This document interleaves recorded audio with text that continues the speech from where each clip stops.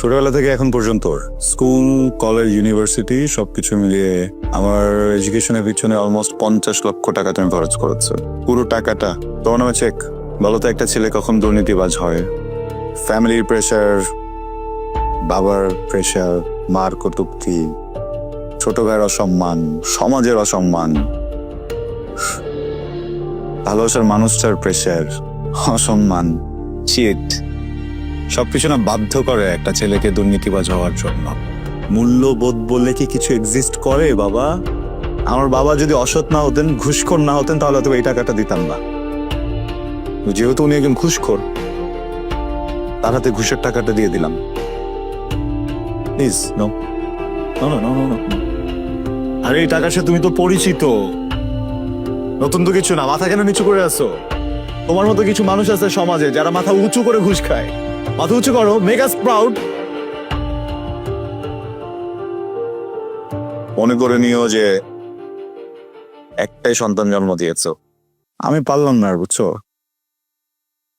তোমাদের টাকা শোধ, এবার আমি আমার মতো চলে যেতে চাই। এই দুর্নীতির টাকা কামাই করতে যে এই লাস্ট কয়েক মাসে আমি এত এত মানুষের এত এত ক্ষতি করেছি, আমার এটা হজম হচ্ছে না। দেশটা তো আমার, বুঝছো না? মানুষগুলো তো আমার। একজন ভদ্রলোক পেনশনের টাকার জন্য দৌড়াচ্ছিল আমার চোখের সামনে। এই লোকটাকে আমি অমানুষের মতো খাটিয়েছি এই কয়দিনই, তারপর টাকা দেইনি। আর হয়তো 2 বছর, 4 বছর, 5 বছর উনি বাঁচবেনও না।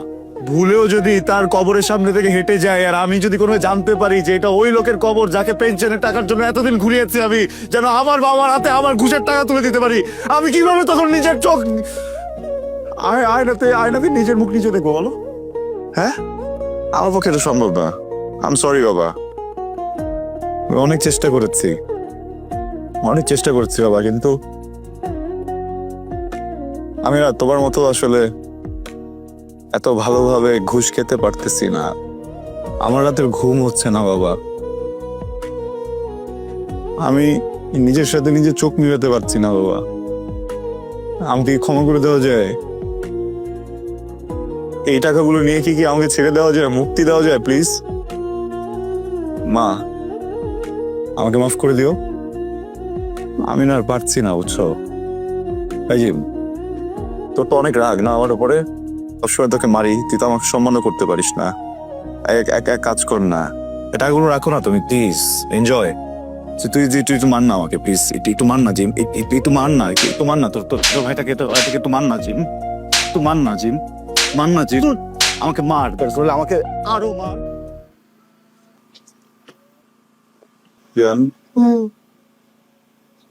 বিয়ের পরে হানিমুনে কোথায় যাবো ভাবছো? তুমি যেখানে নিয়ে যাবা সেখানে যাও। আমি তো জান্নাত যেতে চাইছিলাম তোমাকে নিয়ে। মানে সারাক্ষণ তোমার দুষ্টামি করতে হবে না। তোমার এখানে আসার আগে বাসায় ছিলাম, একটা ঘটনা ঘটে আসছে, জানো কি? আমার বাবা আর মা, আমার ভাই সবার সাথে বসছিলাম, বসে সবার সাথে সম্পর্ক শেষ করে আসছি, বিচ্ছেদ। বুঝিলে সম্পর্ক শেষ করে আসছি। আর বাপ ছোটবেলা থেকে আজ পর্যন্ত আমার পিছনে যত টাকা খরচ করছে সবটাকে এইভাবে তার মুখে ছুড়ে দেওয়াছে। এই তুমি কি বলতেছো? তোমার মাথা ঠিক আছে? ঠিক ছিল না আগে, এখন ঠিক আছে। কিছু মানুষের জন্য দুর্নীতি করতে করতে নিজের কবরটাকে আজাবের জায়গা বানা করতেছেন জন। মানুষের ভিতরে তো নিয়ে একজন, এই জন্য ভাবতেছি তোমার তো ছেড়ে দিই, কি বাবা? বাড়বে একটা প্রশ্ন উত্তর দাও তো। তোমাকে তো আদার দেই, তাই না? মানে টাকা পয়সা তো দেই, শপিং করে দেয়, টাকা পয়সা দেই নাকি? বাকি টাকা গুলো কেন কেন? তুজো তুমি সব কি বলতেছো জান? কিসের ব্যাকআপ, কিসের কি? আকরাম তোমার আব্বা, একটা আছে না চিনি পাপ্পা, তোমার সুগার ড্যাডি, আর তো 2টা আছে, রাইট হ্যান্ড লেফট হ্যান্ড। এগুলো কেন জান? হ্যাঁ, তোমাকে তো আমি কম দিই না, তো পোষায় না? তো পোষায় কেন রেখে দিচ্ছ? ভাবছো যে আমি যদি কখনো চলে যাই তখন ব্যাকআপ? ব্যাকআপ গুলো কেন বল? ও এখন বুঝিনি কিন্তু এখন বিষয়টা অনেক আগেই বুঝছিলাম। তখন আসলে কিছু করার ছিল না, তো অসহায় ছিলাম। কি করবো বলো, শুধু চোখে দিয়ে দেখছি আর হজম করছি, ধরেই নিছি আচ্ছা ঠিক আছে এটা ফ্রেন্ড। আকরামও তো এরকম তাই না? আকরামও তো আমার ব্যাপারটা জানে যে আমি ফ্রেন্ড। হ্যাঁ, তোমার ড্যাডি কি জানে? সুগার ড্যাডি যে দেয় তোমাকে টাকা পয়সা, হ্যাঁ কি জানে আমরা কি? হ্যাঁ? আমরা দুজন তো সন্তান, আমি আর আকরাম ফ্রিতে এত বড় দুটা সন্তান পেয়ে গেল, শুধু তোমার পিছনে যত ইনভেস্টমেন্ট, তাই না? জান শোনো, আমার সঙ্গে তো কট খেয়ে গেছো। আমি তো বুঝে গেছি তুমি তো মেয়ে না, তুমি তো একটা জেলে বর্ষি নিয়ে নামছো বড় বড় মাছ ধরতে। হ্যাঁ, আমি একটা মাছ, আকরাম একটা মাছ, ড্যাডি একটা মাছ, আরো দুটা মাছ আছে যারা রাতের বেলা সব পিৎজা খাওয়ায়। রাতের কি কি খাওয়ায় তোমাকে? হ্যাঁ, কি কি খাওয়ায় রাতে জান? এত সস্তা পিৎজার জন্য দাও। হ্যাঁ, আমাদের বিষয়টা না হয় বুঝলাম, এটা স্ট্যান্ডার্ড আছে, পিৎজার জন্য দিয়ে দাও, পাস্তার জন্য দাও, ফ্রাইড চিকেনের জন্য দাও, আর কি কি দাও? আচ্ছা ভালো কথা, আমি তো বলে দিছি মানে আকরাম, তোমার ড্যাডি, তোমার যে পিৎজা পাস্তা জানেরা সবাই একসাথে বসছিলাম, বোর্ড মিটিং হয়েছে একটা। ওরা ওরা ওরা জেনে গেছে বুঝছো তোমার বিষয়টা।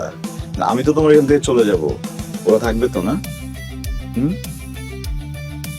নাকি ব্যাকআপের স্টোরেজ ফুল হয়ে গেল কেন? হ্যাঁ, আর শুধু এটাই না, আমি কিন্তু তোমাকে এখানে এসে ভাবছিলাম জুতা দিয়ে আগে মুখে একটা বাড়ি দিব। কেন দিনই বলো তো? এখানে আসার আগে আমি তোমার আম্মাকে ফোন করছিলাম, কথা বলতে বলতে আবেগে চোখ থেকে পানি চলে আসছিল, কেঁদে দিয়েছিলাম, কেঁদে দিয়ে বললাম আপনার মেয়ে তো আমার সাথে এইটা এইটা এইটা এইটা এইটা এইটা এইটা করছে, কি করবো একটু বলেন না আমাকে, আমি কিভাবে এখান থেকে উদ্ধার পাবো, কিভাবে নিজের মনকে শান্ত করবো একটু বলেন না আম্মা, একটু বলেন না আম্মা। আম্মা কি বলছে জানো? হ্যাঁ, তোমার আম্মা আমাকে বকা শুরু করছে, বলছে আমার নাকি প্রবলেম। হ্যাঁ, আমার আমার আমার দোষ ধরে। পাশে তোমার বোন ছিল, তোমার বোন চিৎকার করে করে কি বলে জানো? আমাকে নাকি চর দিবে, আর একবার যদি কথা বলে ধরে না আমার সামনে যদি আসে আমাকে নাকি থাপড়াবে। তোমার বোন কি জানে তোমার বাপের দেওয়া টুকটাক টাকা পয়সার বাইরে তাদের যে বিলাসিতা লাক্সারি, এই টাকাগুলো যে আমার কাছ থেকে আসে? হ্যাঁ, জানে? তোমার বাপের খবর পাইছি, কি যেন বলছিলা, সরকারি চাকরিজীবী না হলে তোমার বাপ হচ্ছে তোমার সাথে বিয়ে দিবে না। তোমার বাপ যেন কি করে জান? হ্যাঁ, তোর বাপ কি করে বলো না, বলো না, বলো না, তোর বাপ কি করে? ফোর্থ ম্যান যদি হয়ে থাকে, আমি যদি ভুল না করি, তোমার আম্মার মাথার সোনালী কালার রঙের চুল মেনটেন করতে আর হচ্ছে গিয়ে এক একটা জামা 30,000 টাকা দামের পড়তে অনেক টাকা খরচ হয়েছে। এত টাকা তো তোমার আব্বার স্যালারিও না, এই টাকাটা কই পাইছে জান? হ্যাঁ, কথা বলতেছো না কেন? তোমার আব্বা এই টাকাগুলো কই পাইছে? তোমার যে আমি মারবো, তোমার যে আমি কাটবো, তোমার যে জুতাটাতে বাড়ি দিব, ওটা তো দিতে পারতেছি না। দোস্ত তোমার একার না, আমি তো একা অসহায় না, তোমার আব্বা অসহায়। হ্যাঁ, ওই ভদ্রলোক টাকাগুলো কোথায় পায় যান? পায় না। So, আমি তোমার চোখে কুমিরের পানি দেখে যদি তোমাকে মাফও করে দিতে চাই, কেমনে মাফ করবো বলো? কালকে তো আমার ফুটফুটে একটা মেয়ে হবে, তোমরা তো ওকেও নষ্ট করে ফেলবা জান। আমার মেয়েটাও তো নষ্ট করে ফেলবা, ফেলবা না? হ্যাঁ, এই তুমি চুলে কি রং করবা? গোলাপি, সবুজ, বলো?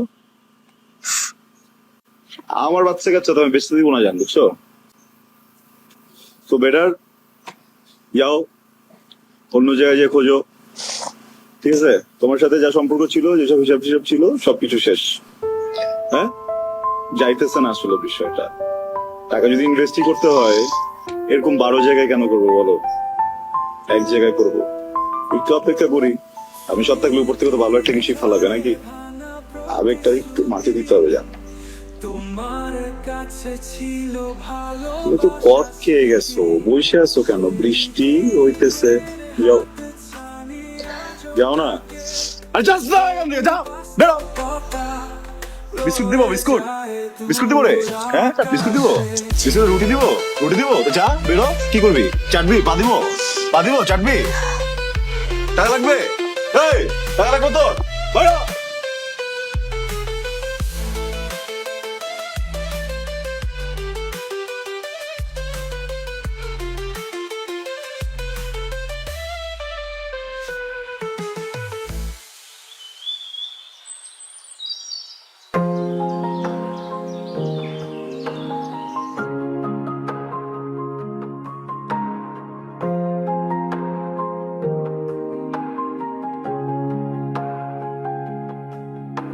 তুমি যেদিন চলে গেলে শূন্যতা ছড়িয়ে পড়লো, চোখের জলে ভাসে শুধু তোমার স্মৃতি মায়াবী আলো। শুনতে পাই না তোমার কণ্ঠস্বর, মন ভেঙে যায় বারবার। অভিযোগ করে এই মন কেন না তো দ্রুত হারাল। তুমি আর আছো না পাশে, তবু তোরই ছোঁয়া লাগে। হারিয়ে যাওয়া সময়গুলো আবার ফিরে আসে রাতে। অজানাই দূরে গেছে তুমি, জানি না কি হবে, তবু অভিমান আমার বুকে আজও দাগ কাটে।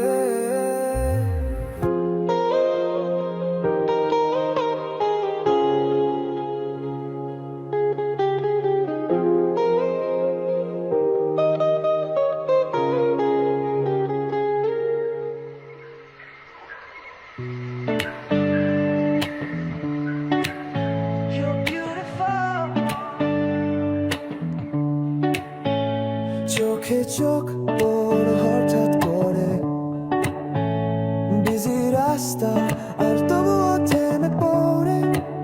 So many people but just one line. You looked at me then turned from side. বলিনি কিছু বলার ছিল না, তবুও মনটা চায় আর একটুখানি বলা। You didn't stay, didn't need to care, but you left something quietly